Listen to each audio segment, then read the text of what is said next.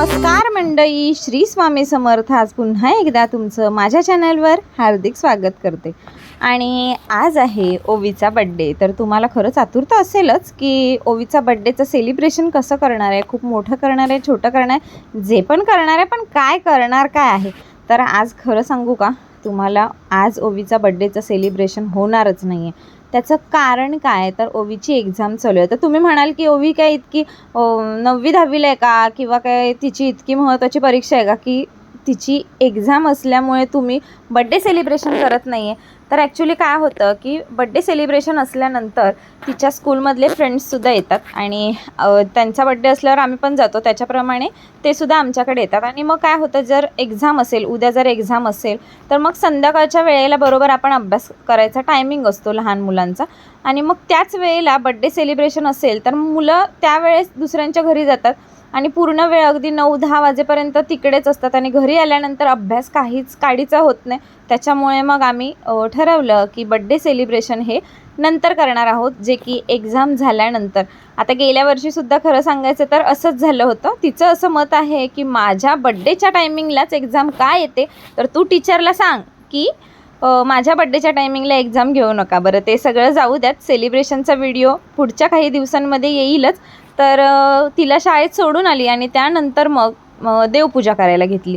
आता देवपूजेचं म्हणाल तर मला जसं हवं आहे तसं इथे, म्हणजे खरं तर सांगायचं तर जसं हवं आहे तसं नाही आहे, पण ज्या गोष्टी आहेत किंवा जसं आहे तसं मॅनेज करायलासुद्धा आलं पाहिजे. त्याच्यामुळे मग जे आहे त्याच्यामध्येच मी कशी पॉझिटिव्हिटी निर्माण होईल हा प्रयत्न करत असते सतत.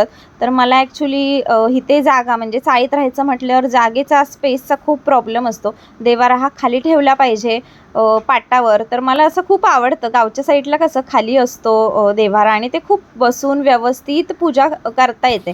पण इथे देवारा वरती असल्यामुळे, म्हणजे आम्ही वॉलला अडकवलेला आहे देवारा आणि खाली स्पेस नाही आहे तितका, म्हणून मग ते मला खूपच गोंधळल्यासारखं आणि ते नाही बरोबर वाटत. पण ऑप्शन नाही आहे दुसरा. मग मी देवाऱ्यात म्हणजे देवपूजा करायला घेतलेली आणि देवपूजासुद्धा मी अशा प्रकारे करते. देवपूजेचा पूर्ण व्हिडिओ किंवा म्हणजे माझ्या देवघरामध्ये किती देव आहेत आणि मी कशी पूजा करते वगैरे हा सगळा व्हिडिओ मी टाकलेला आहे. अगदी मोठ्या व्लॉगमध्ये टाकलेला आहे, तर तो तुम्ही नक्की जाऊन बघा. तर देवपूजा करत होती मी, देवाला स्नान घालत होती. देवाला दररोज ॲक्च्युली पहिलं मी देवपूजा दररोज करत नव्हती, पण आता ठरवलं आहे की देवपूजा दररोज करायची, कारण देवाला दररोज स्नान घातलं पाहिजे. आपण जर दररोज अंघोळ करतो तर देवाला का दररोज अंघोळ नको, म्हणून मग दररोज देवपूजा करायचं अट्टहास असतो माझा. पहिलं असं व्हायचं की ऑफिसला वगैरे जायची, त्याच्यामुळे दररोज देवपूजा करणं म्हणजे जमत नव्हतं मला. आणि नंतर ऑफिसच्या नंतरसुद्धा ओजस लहान असल्यामुळे त्याच्या म्हणजे तो घरीच असायचा, मग तो मला साधं जेवण बनवू द्यायचा नाही. तर ह्या सगळ्या गोष्टी तर राहिल्या बाजूला. आता तोही थोडा मोठा झाला आहे आणि ओवीचं पण टेन्शन नाही आहे. त्याच्यामुळे मग आम्ही म्हणजे मी ठरवलं की दररोज देवपूजा ही करायचीच. मग अगदी साध्या ह्याच्यामध्ये पण करायची म्हणजे करायचीच. त्याच्याबरोबर आता सगळे देव वगैरे स्नान घालून झालेले आहेत आणि पहिल्यांदा अग्नीची पूजा करायची असते. त्याच्याप्रमाणे मी दिवा वगैरे लावून घेतला. त्यानंतर मग सगळ्या देवांना हळदी कुंकू वगैरे लावून ते आपल्या ज्या माळा वगैरे असतात ते सगळं, हार वगैरे सगळं व्यवस्थित केलं आणि त्यानंतर असं वातावरण मस्त फ्रेश वाटतं. खरंच देवपूजा झाली की इतकं छान वाटतं आणि पॉझिटिव्हिटी वाटते दरवेळेस. आणि ज्या दिवशी देवपूजा नाही करत त्या दिवशी असं वाटतं काहीतरी चुकलं आहे असंच वाटतं. त्याच्यामुळे खरंच म्हणजे मला तरी असं वाटतं की देवपूजा ही दररोज झाली पाहिजे आणि एक काय म्हणतात त्याला, सकारात्मक ऊर्जा तयार होते प्रत्येक गोष्टीतून म्हणा. तर अशा प्रकारे देवपूजा आपली झालेली आहे. सगळ्यात लास्टला मी धूप वगैरे लावला आणि त्याचा जो सुगंध असतो तो खूपच छान. आता तो धूप वगैरे मी अगदी केंद्रातून आणते, त्याच्यामुळे मी दुसऱ्या कुठून घेतच नाही, केंद्रातून आणते आणि त्याचा स्मेल इतका छान आहे की असं म्हणजे ज्यावेळेस पूजा झाली की असं वाटतं की किती म्हणजे अगदी स्वर्गात उतरल्यासारखं. किंवा आणि त्यातल्या त्यात जर तो देव्हारा खाली असता आणि अजून मला मनापासून पूजा करता आली असती, जी की नाही येत, पण ओके ठीक आहे. तर देवपूजा वगैरे सगळी झालेली आहे आणि ओजसला सुद्धा शाळेत सोडून आलेली मी. आता ओजसला मला आणायला जायचं आहे, परंतु बाहेर इतका म्हणून पाऊस आहे बोलायला नको. गेल्या आठवड्यापासून इतका पाऊस आहे काय बोलायला नको.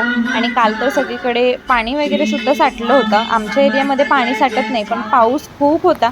आणि आता ह्या पावसामध्येच मला ओजसला न्यायला जायला लागणार होतं. आता ओजसला घेऊन येईन आणि मग त्याला भरवून वगैरे त्याच्यानंतर त्याला थोडा आराम करायला सांगेन आणि मग मी ओवीला आणायला जाणार होती. तुम्ही बघू शकता तलाव आमच्या बाजूचा आहे, तो किती भरलेला, पूर्ण काठोकाठ तलाव भरला होता. आणि इतकं सगळं पाऊस म्हटल्यानंतर बाहेर गेल्यानंतर ओलं चिंब होऊन यायला होतं म्हणजे.